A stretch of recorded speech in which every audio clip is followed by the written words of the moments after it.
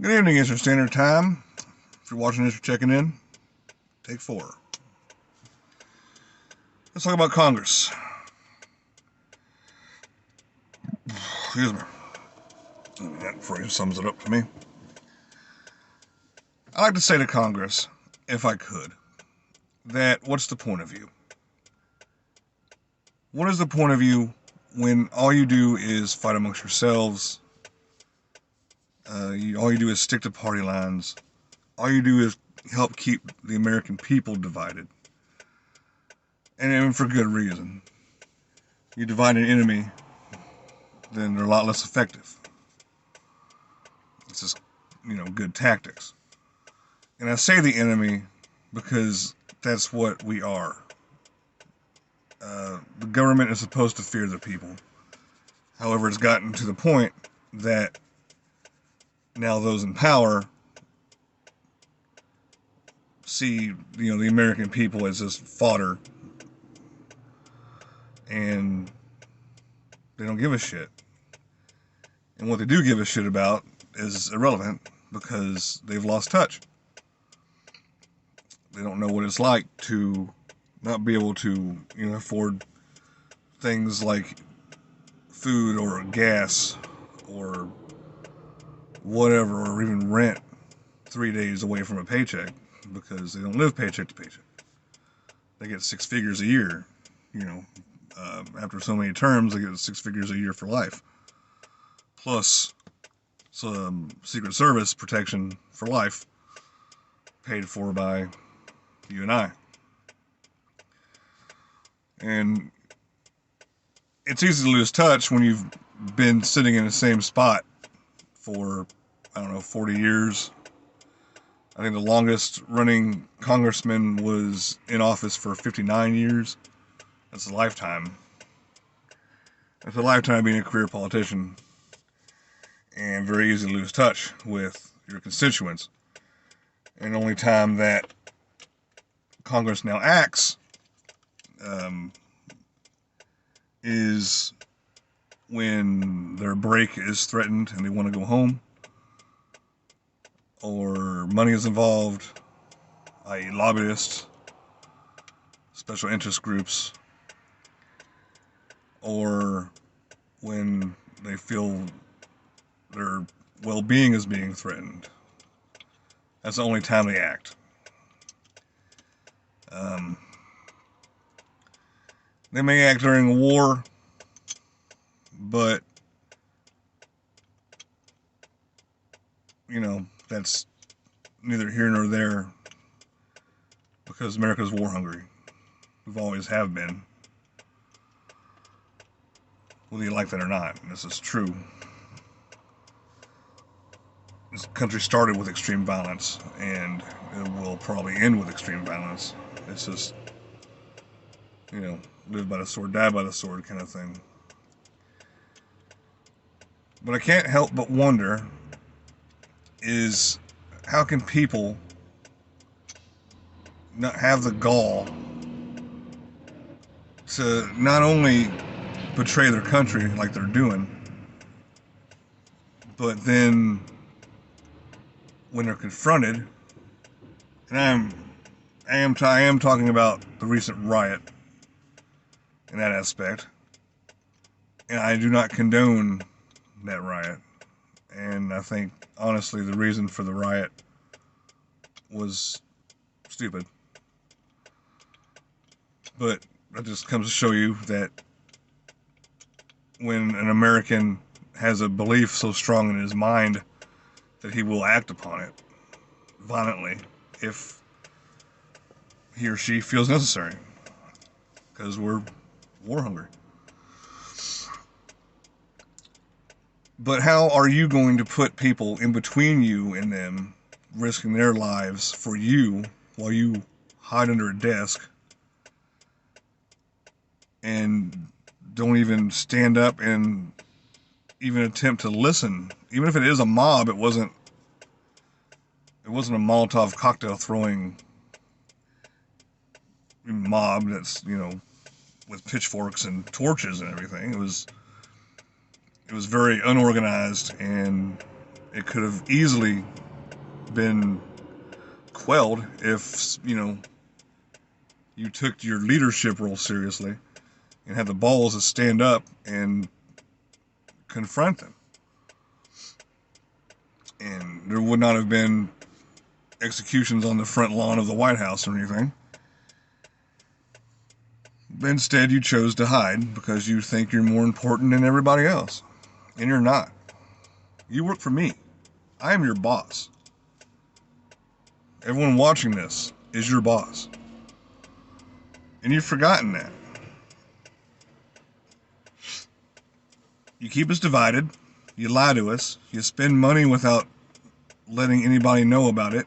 You give yourself raises at a whim. You will listen more to special interest groups than you will to your own people. You can't even decide on a proper stimulus packet months after people have already lost their homes, lost everything they have. And then you want to give them $600 and tell them not to be poor anymore?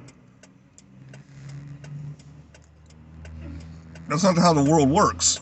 And you would know that if maybe you took a walk down the street.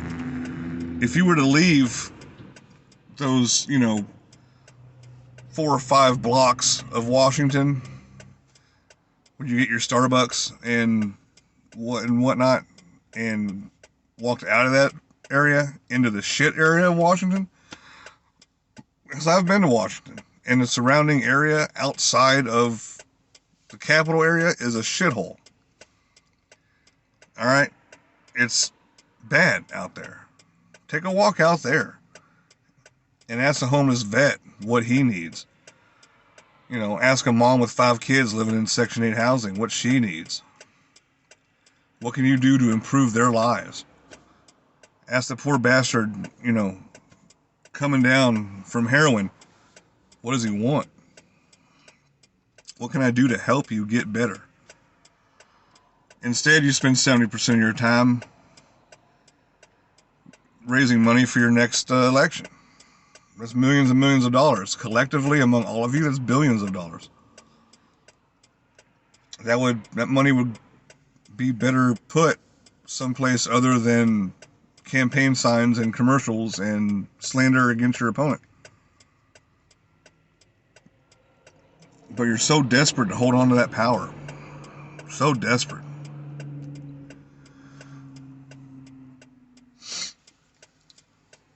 It's very stupid. It's selfish, and I have nothing but contempt for a career politician. Especially when it hides under a desk. You're a coward. All of you are cowards.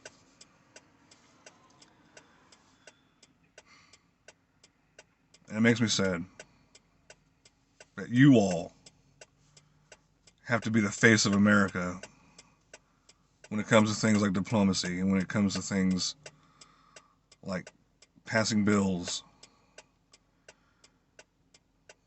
And instead you want to have your side companies so you know when and where to buy and sell stocks and make more money than you're making, even though you got 6 figures coming in.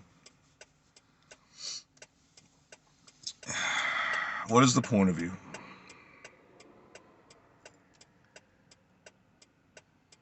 If I could stand up there next to Pelosi with a microphone, I would ask each and every one in Congress, what is the point of you? What have you done to defend the Constitution? Now, 18% have made a sacrifice by being in the military, by joining the military. And that could be, being bred toward politics. However, they did take that oath.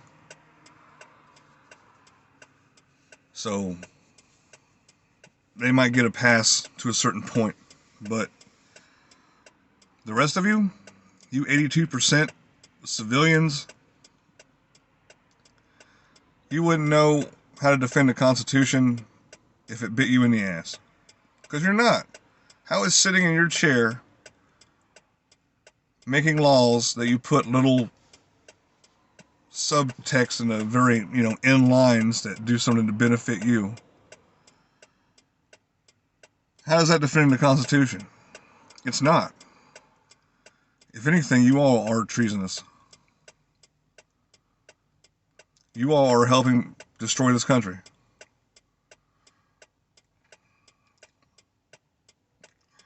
And, there's only a few ways that we can go from here. There really is. And neither one of them is good.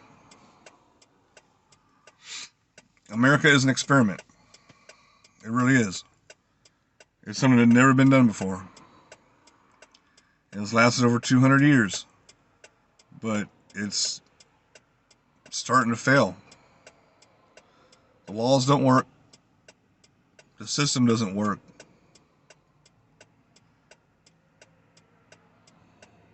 It's really time to rethink things and go a different direction. And I love this country. I love this country so much that I joined the military. And I was willing to fight and die for it. And it breaks my heart. But it's a true statement that, we're not going to, I don't feel like we're going to last at the year 2100. I don't feel like it. I think before then, I think possibly in the next few years, this is going to get worse and worse and worse. And people can only bend so far before they break. And I think Congress is responsible for that. I don't think you can blame a guy or person that is in office for 8 years maximum. I don't think you can. You can blame him for some things, bad choices, but the repercussions that last lifetimes, those mistakes and those atrocities are done, through the House and through Congress.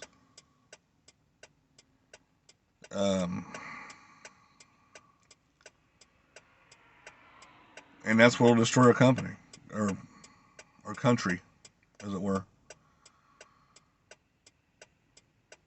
In closure, watch your ass. If you're anything like me, you're as ready as you're going to be. If you're not like me, you're probably fucked if or when things go downhill. It's a little late to start preparing, but you can get some of it done as best you can when you can. Just focus on security, defending yourself, focus on food, on first aid, and have a plan ready. And make sure you stick to that plan. I don't know what the future holds, but I can watch a squirrel prepare for the winter. And I know why he's doing it. And that's why I'm doing it. Hope you are doing well. As far as checking in goes, I'm a little stressed out, but I'm doing alright.